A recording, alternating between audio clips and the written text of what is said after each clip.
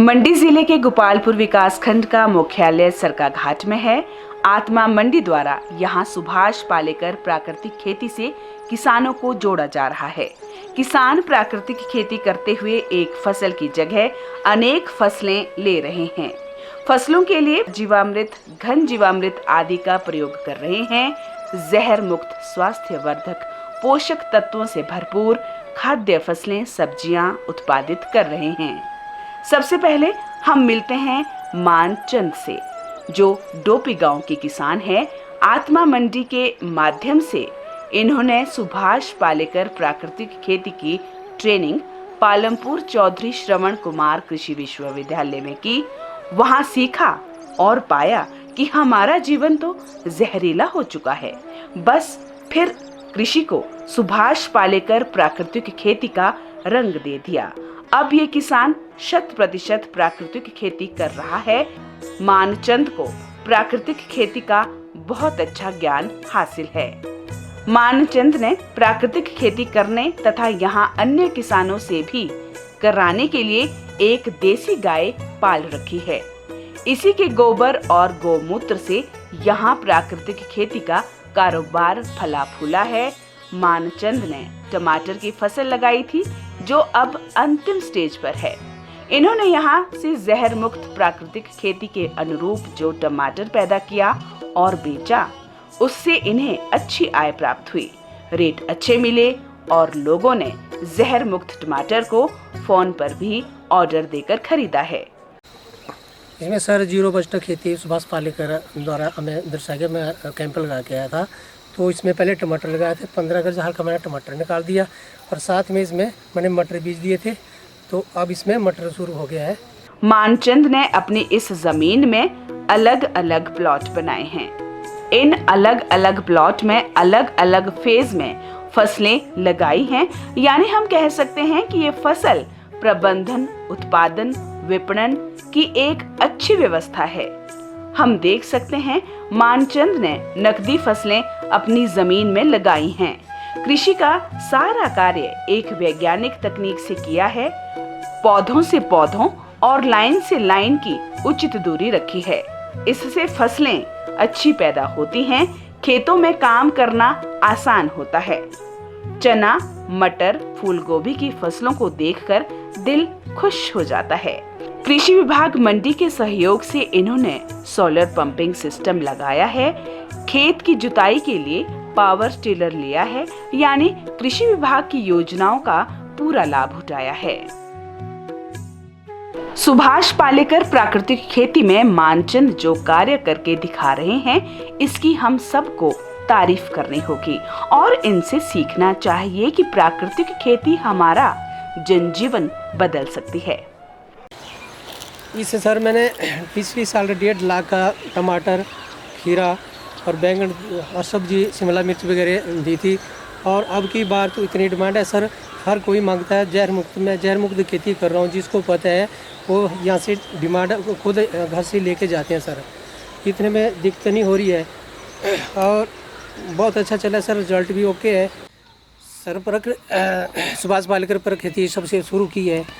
देसी गाय मेरे पास पहले से ही थी और जैसे ही मैं ट्रेनिंग से आया, तो ट्रेनिंग के बाद मैंने देसी गाय का गोबर गुंतर से जीवामृत, बीजामृत, घन जीवामृत और द्रेक स्तर, नीम स्तर जिसको बोलते हैं, ये सब मैंने अपने आप तैयार करता हूँ। और दूसरी फसल है मेरी, और मैंने चना, मटर, गोभी और गेहूँ लगाई है। इसी जीरो बजट खेती पूरी तरीके से कर रहा हूँ सर, और मेरे को रिजल्ट भी अच्छा है।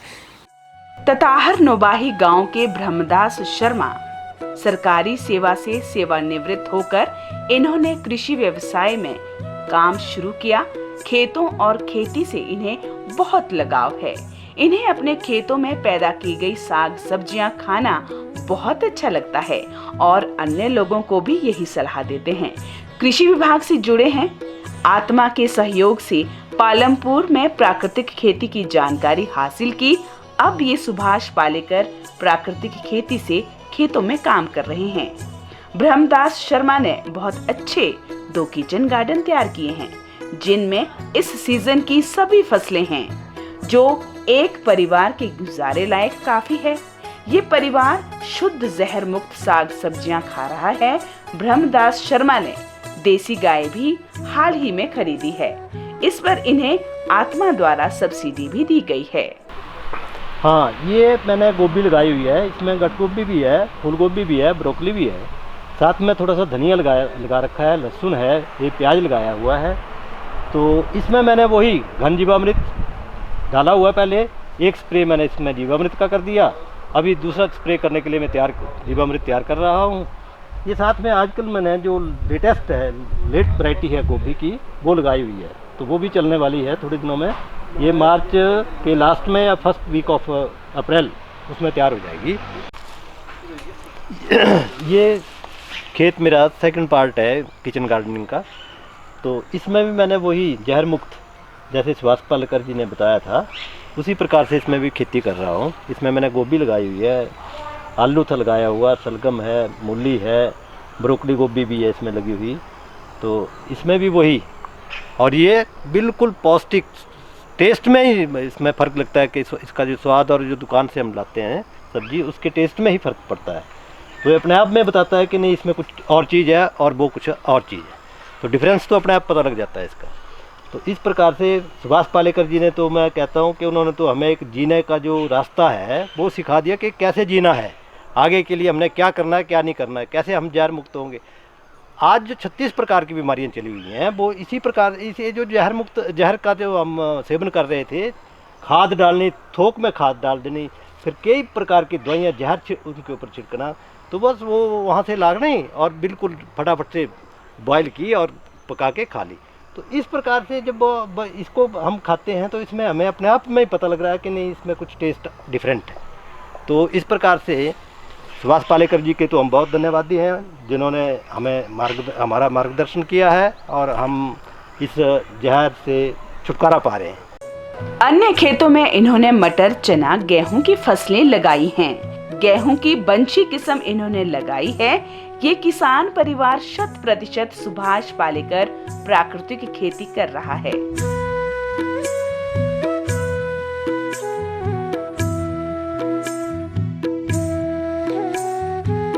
निकुराम बतेल गांव के किसान है। आत्मा मंडी द्वारा इन्हें ट्रेनिंग के लिए भेजा गया। अब निकुराम प्राकृतिक खेती कर रहे हैं। इनके घर के पास जो 2 बीघा जमीन है, इसमें ये गेहूं, मटर, चने, सरसों आदि की फसलें ले रहे हैं। एक बड़े खेत में इन्होंने गेहूं और सहभागी फसलें मटर तथा मूली भी लगाई है। निकुराम ने बताया कि केमिकल खेती की अपेक्षा सुभाष पालेकर प्राकृतिक खेती कहीं बेहतर है। जहां किसान मात्र खेतों से एक फसल लेते थे, अब प्राकृतिक खेती के अनुसार अनेक फसलें ले रहे हैं। निकुराम ने प्राकृतिक खेती से एक बढ़िया किचन गार्डन तैयार कर रखा है। ये जहर मुक्त खाना आरंभ कर चुके हैं। मैंने जो आत्मा प्रोजेक्ट के थ्रू, एग्रीकल्चर के थ्रू जो है पालमपुर में 6 दिन की ट्रेनिंग ली है, और उसमें सब कुछ सुभाष पालेकर जी वहाँ पे जो ट्रेनर थे हमारे, उन्होंने सब चीज़ें समझाई। तो हम जो पहले खेती करते थे उसमें खाद यूरिया वगैरह डालते थे, वो तो पूरा जहर ही है। तो हमने पारिजात समझ के अब हम जो है ये प्राकृतिक खेती कर रहे हैं, जैसे गौमूत्र से और गोबर से, गाय, देसी गाय के, सब उसी के आधार पे सारी खेती कर रहे हैं। हमने इस बार 2 बीघे इसमें गेहूँ, चना, मटर और साइडों में मूली का जो है मूली लगाई हुई है। तो ये पूरी प्राकृतिक खेती कर रहे हैं। अगर हमारे को जहर मुक्त खाना खाना है, सब्जियां खानी है, तो हमें सुभाष पालेकर वाली खेती को अपनाना ही पड़ेगा। कोई भी किसान है इस खेती को अपनाएगा तभी स्वस्थ रहेगा और आगे वाली पीढ़ी भी स्वस्थ रहेगी। निकुराम की एक और सराहनीय बात ये है कि ये अपनी आय बढ़ाने के लिए मशरूम की खेती भी कर रहे हैं। हमारे किसान आय के अन्य साधनों को भी अपनाए तो सोने पर सुहागा हो सकता है। प्राकृतिक खेती के साथ मैंने मशरूम का भी काम किया है, जो मैंने 300 बैग लगाए हुए हैं। इसमें कम से कम 4.5 क्विंटल 5 क्विंटल मैंने बेच दिया मशरूम, और इसकी ट्रेनिंग भी मैंने पालमपुर में ली थी 4 दिन की। तो ये भी बहुत अच्छा साधन है किसानों के लिए।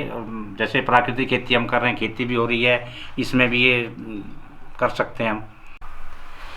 अभी तक मैंने इसमें से 46,000 रुपये कमा लिया है और ये कहीं दूर नहीं जाना पड़ता, मार्केट हमारे नज़दीक है, बाज़ार जो है सब्जी वाले ले लेते हैं और अच्छा इनकम है किसानों के लिए।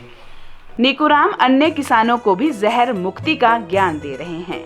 इनके पड़ोस में मीना कुमारी का घर भी है।